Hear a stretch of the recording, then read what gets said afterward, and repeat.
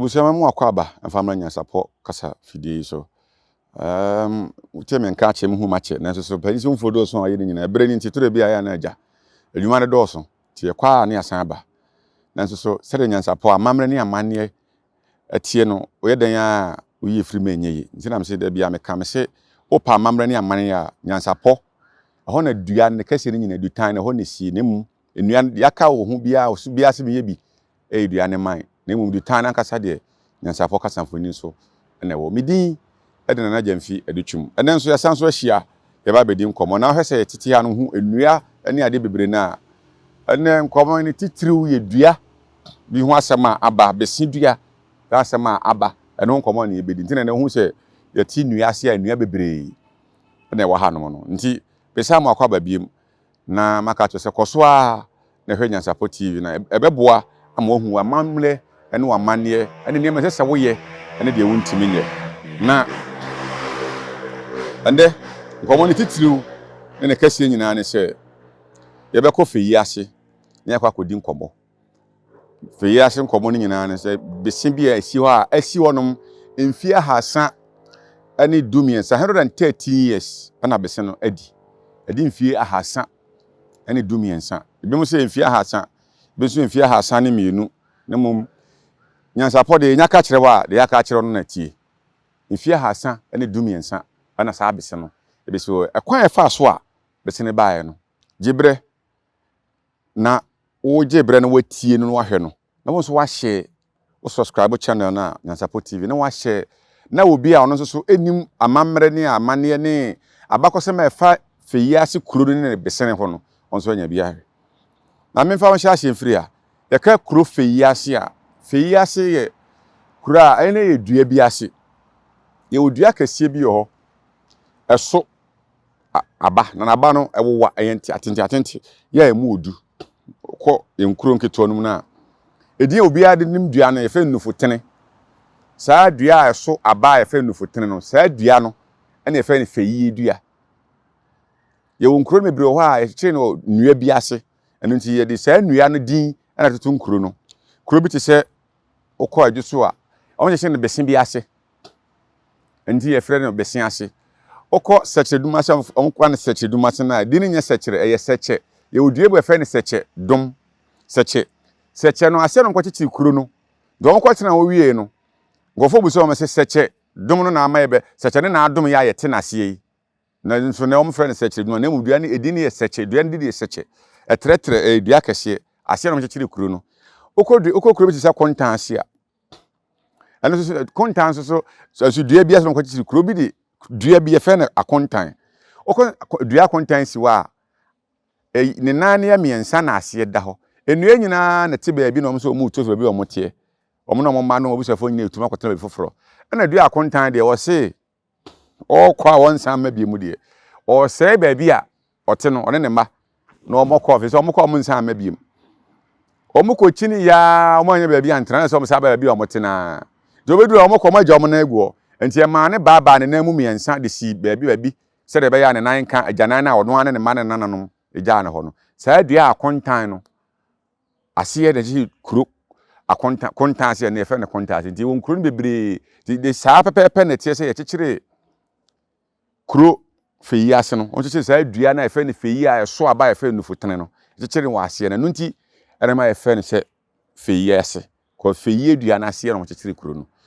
na de ma konfa no chebe dua wo ho nie na ewiase nyina anase saa bre no na ye Gold Coast na nya Ghana na nkuro ni bia kekom ho aboma na akokoko so na ye Asante man so kuro mom furu efre Asante man kuro efre mom furu Asante man so efre amansiefo no edin no ye oman nasefo ye kan adanse a adansifo nti obia wona de na amansiefo no mom na mputa power na so mo ho odin e saa bre no nanso so denkyira hene bi no mo be koin etimi di wo so ma saa tumi ne kodi denkyira nti tumi na saa amansiefo no wo no ekodi denkyira hene hoti na denkyira hene odi nkuro bebre so ade akwantuo ma busua hodo na nananum aduanafo na wo saa amansie Asante man so honom no nti kwakoko ne ne mama mu tete ekoduru ba bia mama chichi kroni bi wo ba bia efre se om de man free ba bia be kora no ba bia nti efre ho kora man maimum ye be kan kwa man om be kora man ne wo hodom fi se sabre no om de kon ne ade ne na man nti om be kora man ne wo ho na kwakoko na ada so koso nti sabe na busu apanyifo mienu a om hya ase kora man ho no ye nyana na twum ne antwi ya om ye busu apanyifo mienu om kan ho bom a om mienu ne ebu o man no om atwi om anchi na twum ne antwi achi no ebenya na kobia manfi ebenya na oti akenten ebenya na obiri yeboa ana ebenya na osetutu de bebe ye free ba no yebekọ Feyiase na mum ye mfiri ha no mama untimi nte ase nti na free ha se na eba no na obiri yeboa achi de kokọ okom sa abre nso na nya ne ho ne yekọ na mum ye mu hu bebe ye free ba e de koduru Feyiase na obiri yeboa ekra kwa akura no achire ana yebenya na osetutu a odi kan na ya na ebese ne wofa na ne wofa no ana okọ krakoye no obefa na tuo obefa na konwa bigitum emum de abakwasem kire no na obiri ebo aye aduanani ana na osetutu so ye yukoni nti yukoni ntime nya aduanani wofa ye de to na nya ho ne yekọ ebresem ne beba ho aba kire no nsum nti na osetutu di kan baaye no esanse na wotan kọ danchira ne maame ne papa epe awo bre kakra nti omukọ danchira konfo bi obo konfo na ne bosom efe ne tutu saa bosom tutu no ana eboa na no osetutu di kan ne maame ne papa ma ne nya saa omoba no anu nti ana omosaka bi se na okosua se de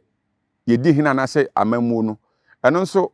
amamre abakwasam enkyere saa na emum ne wo mu a wokọ konfo ne ho konfo na koje ne bosom de ne eba ne ma oboa ma omunya no no ta akọ honom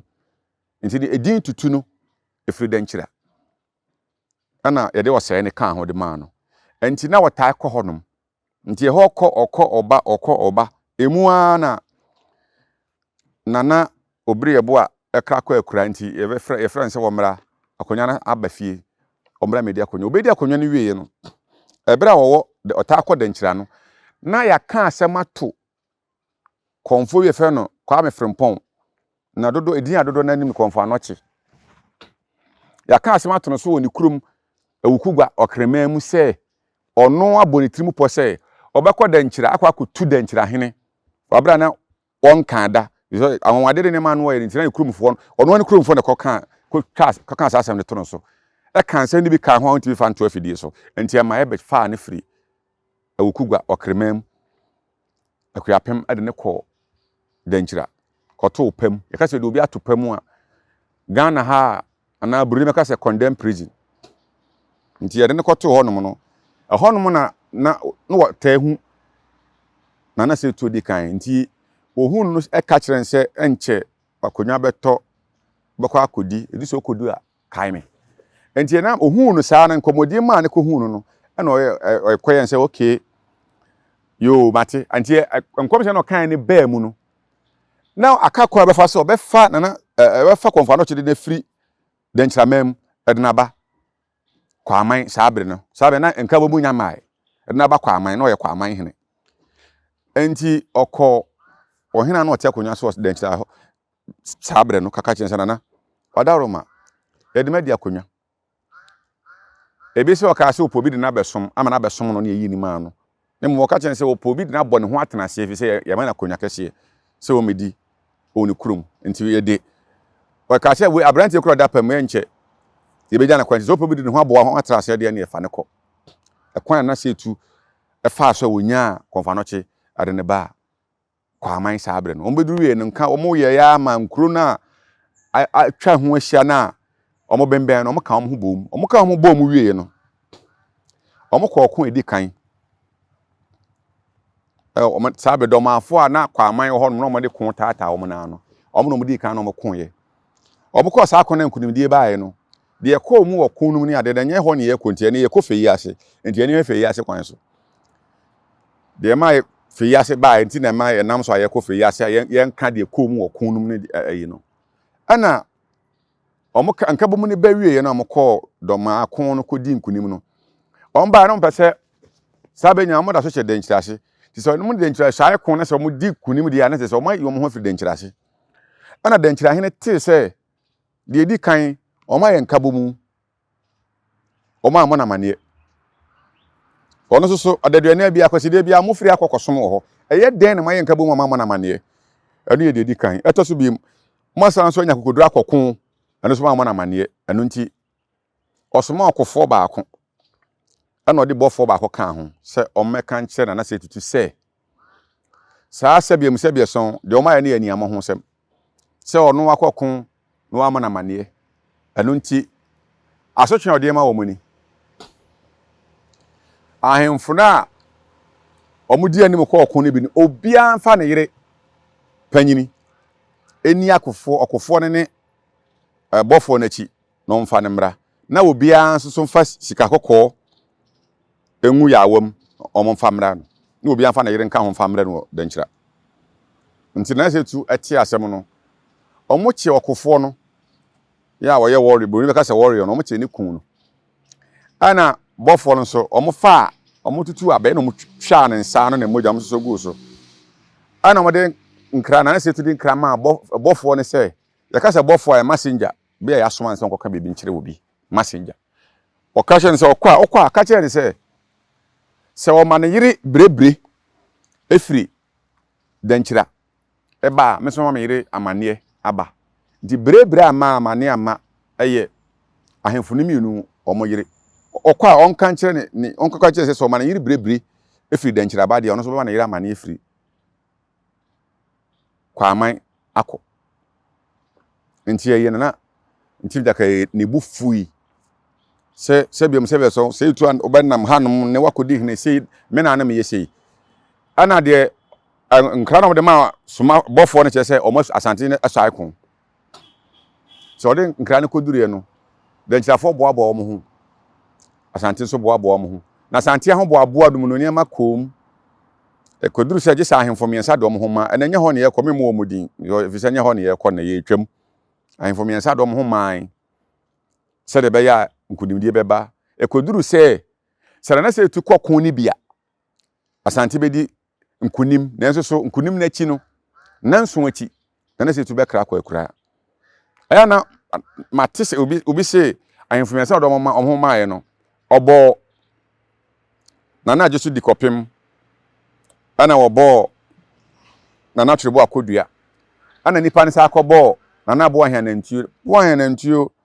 ono no ne dia oye ne se ahemfo biensa dom ho mawe na jesu di kopem na senso kofo adumakase kese ana na twebo akodua dom ho mawe no de na bo ahianantuo ye ne se kofo no tese se na se to di kan okokon ni bia nkunimdie beba na so nanso achi obekra kwa akura nti wonyai na omokokon no nti ese o se yi ohene foforo ma ne di kun ne fi se saa ba ne yekokon na ohene no uhusu kan ho bi fi se mpan se de hia nko a akwa adwane nti na bo ahene ntua na oye mampo ohene saa bre no de ma ono eba mu no ono amfa ne ho amase sebiam sebeson yenye ne kra amfri ne nsem daabi se de ebi mu kano no ne mu ono de ya no de ba ne se ono be di kun nanim ame akokon na mum se asante kokon na se sante hina ntimi anko be se ono na ejina ma me akode ya na efi saa bre ne kɔ no nananom fanto wo se sante hini ni hɔ a ono na bo ahene ntua oye mampo hene no se wote ase se okɔ akura enna hɔ se ono mum na onhwe akiri nti ebesi nne manam mampo hene na ya asante konti hene enne na da se bro se bonsu ona ya mampo hene sese ono na ya asante konti hene ena kumase konti hene eye bantima ene die ba fa mankwati otoso nsia ona ye kumase konti hene enu nti omo hye bibia awie no omo kokon no omo de kon hye so akun dura chiri de nchirafo de omo de ba asante so de hia omo na omo duru Feyiase no na ensuo ni ade a omo de hya ase free bebe omo de free kono na asa enti konfa no che ye nyankoma de ama ensuo ebeda ho no ma nananu nya bi no nya ahoden ma mu dwale bi enya ahoden e de hia ebre de nchirafo ti wo mani na ntim dakari ne dom no na asantefo atwa mo ho ahia etime tie no etwa ne ti enti ba bia Sasem ni si o Feyiase wonum na hom na konfa no chere besin pro bi gu ya efifiye. Na bese no efifiye no asi wonum emfi ahasa ani dumiensa ni 313 years. Ye da yenim ya antikuta me antija me yete anse prekope ne se ye se abrantie bi ebi ti se bi mse be so na adwen mu ka no ebi se na adwen mu na ho ebi so wa adwen mu haw ebi so anya no kore isi wi tin wa ye ne ho saa wakobu bese na asi wonum mfi ahasa ne dumiensa no wakobu ato atwene obinim se no kore se de manfo kasa na adwen mu ka no se anya no kore se te se wakobu bese na ato atwene nti na bese no na bakwasem ne se ebra odua bese no ye hya se so no bese ndua ne nyina afi bi eso ba akopɛ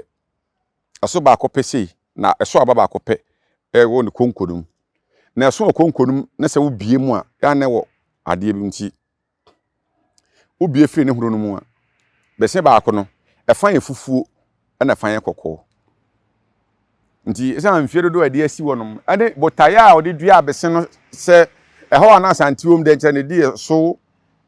de nkyɛ di wo mo so mfie bebre ani ti se wo ma de wo ho a wo ye bibie esi wo de yɛ nka edum se ahanom ana Asante be ɛkon no be wie ya mo de di wo ho enya afa ahodie ɛde ho free de nkyɛ asɛm enya asan kunimdie no ana de saa bese no yɛ saa nka edum no nti asi wonom akyɛ mfie bebre ani se yenim de ba ya eda sori da kropa de kyen no pa obi akobo bese na to atwene se wo free wen so wo free hen de yeti an se bese na adwene mu ka no adwene nya papa se no kure se nya no kure asem sebe na mpanyimfo a wo Feyiase ene nananom atra nkonya sofo a mo Feyiase ana ye bisa se bese na ho bambo se ne sitia eno nti obi atimi akwakobu se ade wo ye broni dia keye bia nkofo be firi baabi aba empo we kra nkofo firi baabi behwe ekwan timpo a ekọ asuobo sontwem no saa kwan ne so ana kuro Feyiase ne wo saa kwan no enipa de kwan ne man se wonye contractor de man no du se oye kwan no hu se business wo no ote business bakwasem dan bebre ho a ye butugu ye fi se ye kwan no mu bie kwan no ye kwan ni nti empo aposifo tena bia wo post station omu bugu yi ye bie kwan no na so bese no esi kwan ni mfimfi ya to fasuo afa ho o ma ye kwan no afa bese ne ho se omunim die nti ya bese ne si wo nti ye de ne koda sore ya obi atimi ebu bese na to atwene obi a wode ye wo ka nanso so nananom ya mo Feyiase ana ye bisa se bese na ho ba mbote sei enti obi timi nya akwan etim kokobu bese na to twene ye midin edena na jamfi adutwum asem sebe edem mbisa nananom Feyiase nkonya sofo nananom ahemfo nananom ahemafo a mo Feyiase bosontwa abato empesua so se bedi akone be kwen bodi atwede na se kofi nro ne ya aben ntime nyina ni mu ampata na wo yade ya